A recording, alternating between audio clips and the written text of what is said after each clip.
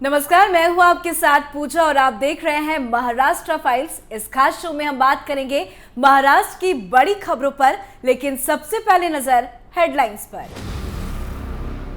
दिल्ली मुंबई दंगों पर शिवसेना सांसद संजय राउत का वार, केंद्र सरकार पर बोला हमला, कहा निकाय चुनाव जीतने के लिए कराए जा रहे दंगे। 3 मई को अक्षय तृतीया पर पूरे महाराष्ट्र में मनसे करेगी महाआरती, सरकार के फैसले को दरकिनार करते हुए राज ठाकरे ने किया ऐलान। बीजेपी नेता अनिल बोंजे का बड़ा खुलासा, मंत्री यशोमती ठाकुर पर लगाए गंभीर आरोप, अचलपुर घटना को बताया मास्टरमाइंड। आईएनएस विक्रांत घोटाले मामले में बीजेपी नेता किरीट सोमैया का शिवसेना पर पलटवार, कहा जीवन में 57 पैसे का भी नहीं किया कभी गमन। विवेक अग्निहोत्री की अगली फिल्म द कश्मीर फाइल्स पर सिख एसोसिएशन ने जताई नाराजगी, कहा समाज की शांति भंग करने से बचे। हेडलाइंस के बाद अब बात खबरों की कर लेते हैं। देश में हो रहे लाउडस्पीकर विवाद और दिल्ली में हनुमान जयंती पर जहांगीरपुरी में हुए दंगे पर शिवसेना सांसद संजय राउत ने केंद्र सरकार पर हमला बोला है। शिवसेना सांसद ने कहा कि देश के 2 प्रमुख शहरों दिल्ली और मुंबई में जिस तरह से दंगों का माहौल बनाया गया है, ये दुर्भाग्यपूर्ण है। दिल्ली में नगर निगम चुनाव आने वाले हैं और उस चुनाव को जीतने के लिए ये सब किया जा रहा है। मुंबई में भी बीएमसी के चुनाव नजदीक है और यही वजह है कि यहां लाउडस्पीकर का मुद्दा उठाया गया है। इससे पहले देश में कहीं भी हनुमान जयंती और रामनवमी पर दंगे नहीं हुए थे। दिल्ली में कानून व्यवस्था की स्थिति केंद्र सरकार के हाथ में है। दिल्ली में अभी भी दंगे हो रहे हैं, इसके लिए पूरी तरह से बीजेपी जिम्मेदार है। दिल्ली नगर निगम चुनाव पर बीजेपी की नजर है। इससे पहले हार के डर से चुनाव स्थगित कर दिया गया था। हालांकि अब जब बीजेपी को हार का डर सता रहा है तो वो दंगे जैसी स्थिति पैदा कर रही है। आप भी सुनिए कि क्या कुछ कहा संजय राउत ने। जिस तरह से दंगे का माहौल बन गया है या बनाया गया है, खास करके सत्ताधारी पार्टी की तरफ से, ये बहुत ही दुर्भाग्यपूर्ण है। देश के राजधानी में दंगे हो रहे हैं, ये पहली बार नहीं। दिल्ली केंद्र शासित प्रदेश है, यूनियन टेरिटरी है। सिर्फ वहाँ आप नगर निगम के चुनाव आने वाले हैं। नगर निगम के चुनाव आपने पहले आगे कर दिए, जो डेट थी, जो तय था, एक शेड्यूल था, वो शेड्यूल को आपने भंग करके आगे के लिए बना दिया और अब दंगे कर दिए। ये सब जो कुछ चल रहा है, ये नगर निगम चुनाव जीतने के लिए आपके पास कोई इशू नहीं है। इसलिए मुंबई में भी आपने यही तनाव पैदा किया है, किसी को पकड़कर। मुंबई में आपकी ताकत नहीं है तो आपने किसी को काम दिया है ये, और लाउड स्पीकर्स का मामला उठाया आप लोगों ने। देश के और भी बड़े बड़े शहरों में इस प्रकार से अगर आप तनाव पैदा करोगे तो देश की अर्थव्यवस्था को, जो पहले ही उद्ध्वस्त हो चुकी है कोविड काल में, लोग अभी अभी उभर रहे हैं, अभी अभी लोगों को रोज़गार मिल रहा है, लोग अभी अभी काम पर जा रहे हैं, अभी अभी व्यापारी उद्योगपति का काम चल रहा है, और उसमें फिर एक बार आप राजनीतिक फ़ायदे के लिए इस प्रकार के दंगे की राजनीति करेगी तो देश की अर्थव्यवस्था श्रीलंका और यूक्रेन से भी नीचे जाएगी, ख़त्म हो जाएगी। मैं आपको बताना चाहता हूँ।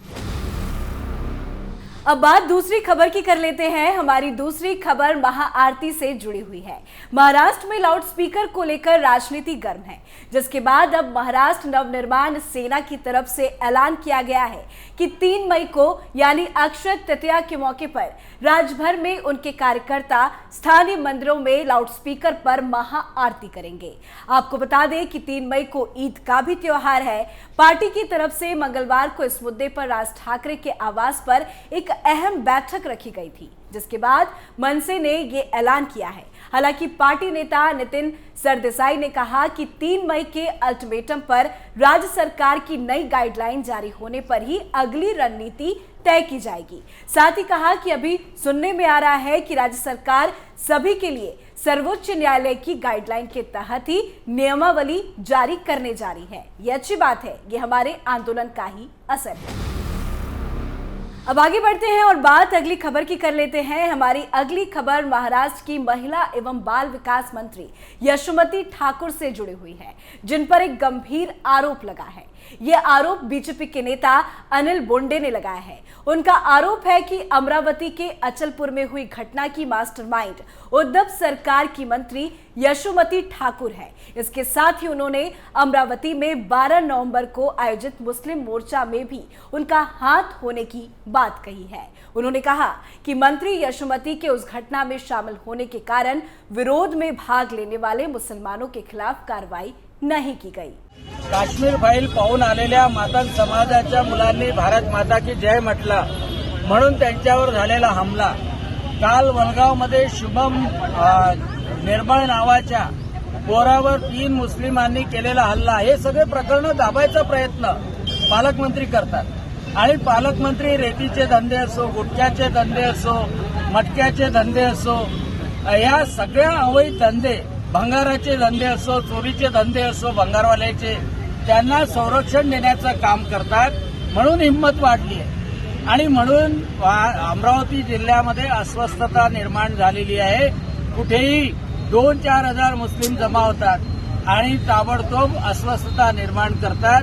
पोलिसांना सांगून सुद्धा जेव्हा हे गुन्हेगार असतात, पोलीस त्यांना अटक करू शकत नाही, कारण पालकमंत्र्याचा दबाव असतो।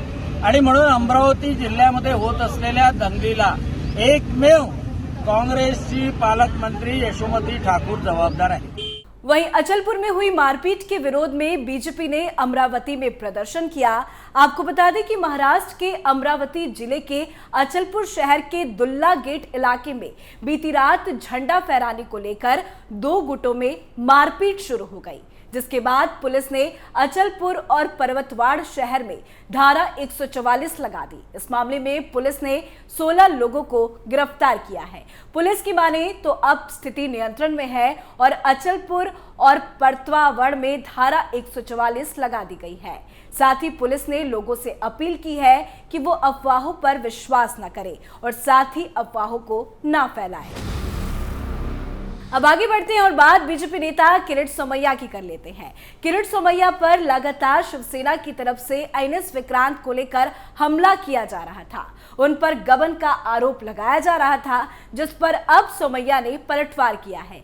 शिवसेना पर हमला करते हुए उन्होंने कहा कि मुख्यमंत्री उद्धव ठाकरे ने शिवसेना नेता संजय राउत के जरिए सेवा से बाहर हो चुके नौसेना पोत विक्रांत के संरक्षण के नाम पर 57 करोड़ रुपए का गबन करने का मुझ पर आरोप लगाया है। मैंने अपने पूरे राजनीतिक जीवन में 57 पैसे तक का गबन या अवैध तौर पर दुरुपयोग नहीं किया, लेकिन अब मुझ पर शिवसेना झूठा आरोप लगा रही है। आपको बता दें कि मुंबई हाईकोर्ट ने 13 अप्रैल को किरीट सोमैया को गिरफ्तारी से अंतरिम संरक्षण दे दिया था और उनसे 18 अप्रैल से 4 दिन तक सुबह 11 बजे से दोपहर 2 बजे के बीच मामले में जांच अधिकारी को रिपोर्ट करने को कहा था, जिसके बाद ईओडब्ल्यू के अधिकारियों ने एनएस विक्रांत कोष गबन मामले में सोमैया से सोमवार को 3 घंटे तक पूछताछ की थी, जिसके बाद मीडिया से मुखातिब होते हुए उन्होंने ये बात कही है।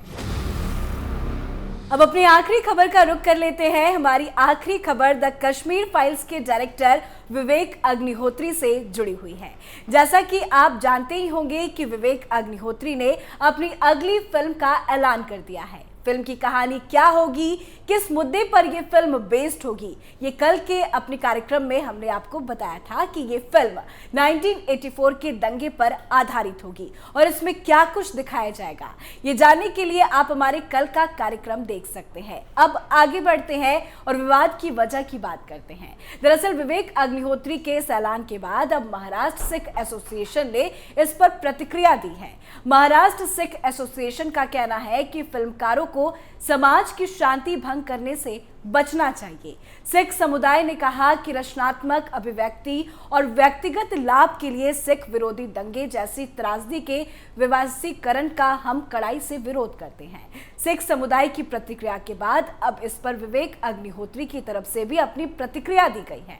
उन्होंने कहा है कि एक फिल्मकार के रूप में उन्हें खुद को व्यक्त करने और अपनी अंतरात्मा की सुजाई दिशा में फिल्म बनाने का अधिकार है। उन्होंने आगे कहा कि मुझे पता नहीं कि ये कौन सा संगठन है। मैं एक भारतीय हूं, मैं एक ऐसे देश में रहता हूं जहां खुद को व्यस्त करने की आजादी है। लोग कयास लगा रहे हैं कि मैं क्या बना सकता हूं, क्या बनाऊंगा। वो ऐसा कर सकते हैं, लेकिन अंत में सीबीएसई ये तय करेगा कि मैं कैसी फिल्म बनाऊंगा और उसे रिलीज किया जा सकता है या नहीं। तो ये थी महाराष्ट्र से जुड़ी 5 बड़ी खबरें महाराष्ट्र फाइल शो में। आज के लिए बस इतना ही। कल हम आपसे कुछ और नई खबरों के साथ मुलाकात करेंगे। तब तक के लिए देखते रहिए कैपिटल टीवी। नमस्कार।